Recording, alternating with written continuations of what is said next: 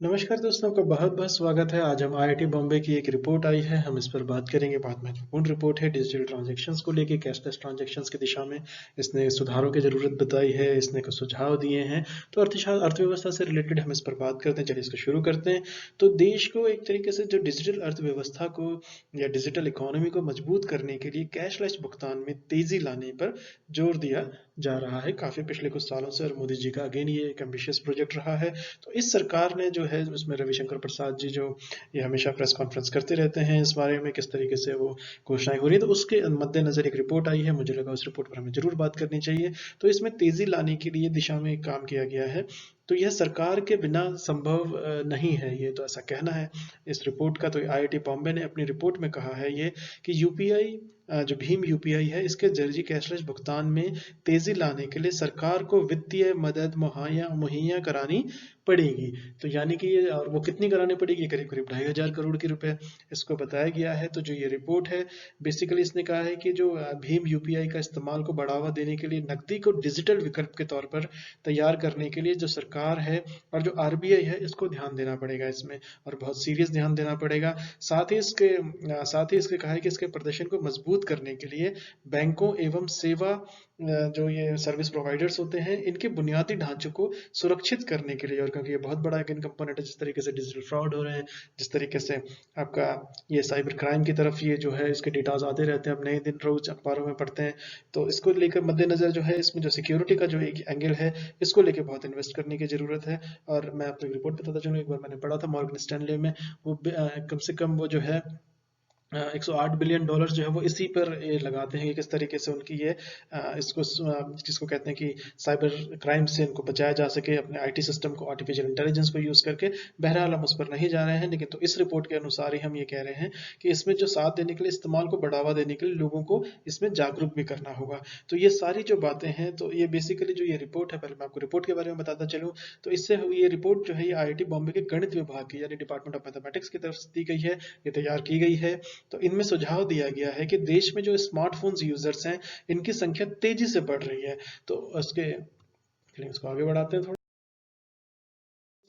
तो इसमें जो स्मार्टफोन के यूजर्स की जो संख्या है, वो बहुत तेजी से बढ़ रही है। और एक जिस तरीके से कहा जा रहा है कि एक रेडसिर की एक रिपोर्ट आई है, रेडसिर की रिपोर्ट के अनुसार ये है कि 3,678 करोड़ का स्मार्टफोन बीमा बाजार हो जाएगा। तो यानी कहने का मतलब है कि ये जो बेसिकली इसमें आप आगे जाएंगे, तो जिस तरीके से स्मार्टफोन्स का चलन बढ़ा है या 5G टेक्नोलॉजी की बात हो रही है, तो बेहतर लाभ के लिए कम हो जी स्पेक्ट्रम की सेवा, ऐसा डिपार्टमेंट ऑफ टेलीकम्युनिकेशंस का भी कहना है। तो अगर हम इन सारी चीज़ों को लें और उसमें इस वाले सेक्टर को ले लें, कैशलेस ट्रांजेक्शंस को सेक्टर को लेने, तो इसमें सिक्योरिटी बहुत इंपॉर्टेंट है। इसमें आपको जिसको कहते हैं लोगों को अवेयर करने की जरूरत है। तो बहरहाल ये जो रिपोर्ट है, ये आईआईटी बॉम्बे में फिर से दोहरा दूं कि डिपार्टमेंट ऑफ मैथमेटिक्स की तरफ से तैयार की गई है। तो इसमें ये कहा गया है कि जो देश के स्मार्टफोन यूजर्स हैं, इनकी संख्या तेजी से बढ़ रही है, और इसमें लोग कैशलेस भुगतान को तरजीह दे रहे हैं एक तरीके से। तो उस तरजीह को देने के लिए तो भीम यूपीआई जो डिजिटल भुगतान है, ये अन्य जो उसके साथ है, इसका कोई कंपटीशन नहीं या प्रतिस्पर्धा नहीं है। तो ऐसे में सरकार के समर्थन से नकदी की पर्याप्त बचत होने की इसमें संभावना है। तो बहरहाल जो ये है कि इन्होंने जो रकम बताई है, इन्होंने जो आंकड़ा दिया है, उस आंकड़े के अनुसार ये है कि कैशलेस भुगतान में तेजी के लिए 2,500 करोड़ की मदद की जानी जरूरी है। तो इसको जो कहने के पीछे जो इनका रीजन है, वो ये कहा गया है कि रिपोर्ट में ही कहा गया है ये कि आमतौर पर जो उपभोक्ता है, इसको डिजिटल माध्यम से भुगतान करने पर सुविधा शुल्क चुकाना पड़ता है। तो वैसे कि अगर आप आरटीजीएस की जैसे 14 तारीख से ये 24 आवर्स हो गया है, ये बहुत बड़ा कदम है अगेन। और जिस तरीके से आप नेट बैंकिंग वगैरह की हम बात करें, तो इसमें इस रिपोर्ट में कहा गया, पर्टिकुलरली हम रिपोर्ट के हवाले से ही बात कर रहे हैं यहाँ पर अभी।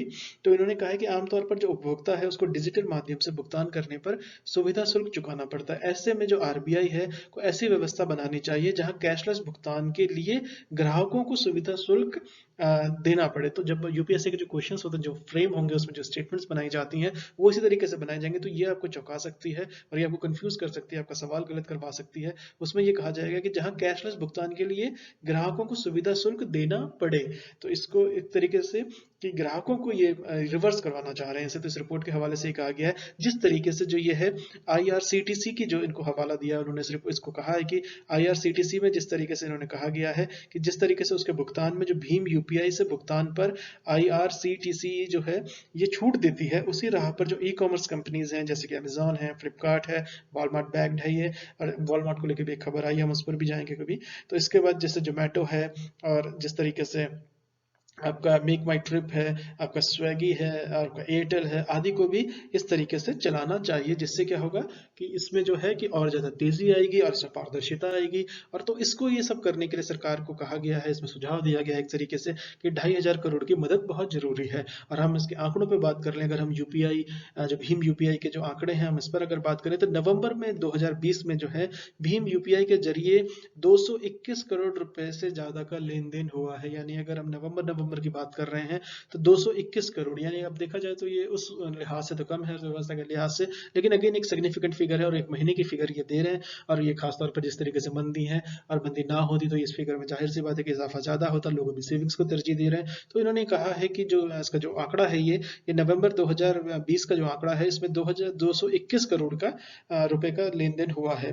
और इसके बाद ये करें कि एनपीसीआई के मुताबिक जो है इसके जो ये पेमेंट सिस्टम है जिन्होंने यूपीआई भीम को बनाया था, इन्होंने यही कहा था, भीम यूपीआई को बनाया, इन्होंने यही कहा है कि जून में सिर्फ यूपीआई से 2.62 लाख करोड़ का लेन देन हुआ था। तो जून की फिगर इन्होंने दी है, तो इन्होंने ये कहा था कि 2.62 लाख करोड़ का भुगतान हुआ था। तो इसके बाद जो है 2019 में यूपीआई का जो इस्तेमाल से सर्वाधिक बढ़ा है, इस दौरान करीब करीब जो है 10.8 अरब का लेन देन हुआ है। तो ये फिगर इंपॉर्टेंट है, खास करके बैंकिंग एग्जाम्स के लिए ये इंपॉर्टेंट है। तो लेकिन इसमें स्टेटमेंट्स भी हैं वो यूपीएससी के लिहाज से इंपॉर्टेंट है, तो आप इसको जरूर थोड़ा सा क्लोजली मॉनिटर कीजिएगा। इस तरह के क्वेश्चंस को मैं समय समय पर ऐसे वीडियोस बनाता रहूंगा। चलिए, thank you so much for listening. और इसमें एक बात मैं और बताता चलूं, इसके अलावा हम इकोनॉमी में डेली करंट अफेयर्स भी कर रहे हैं। चलिए, thank you so much for listening. नमस्कार दोस्तों।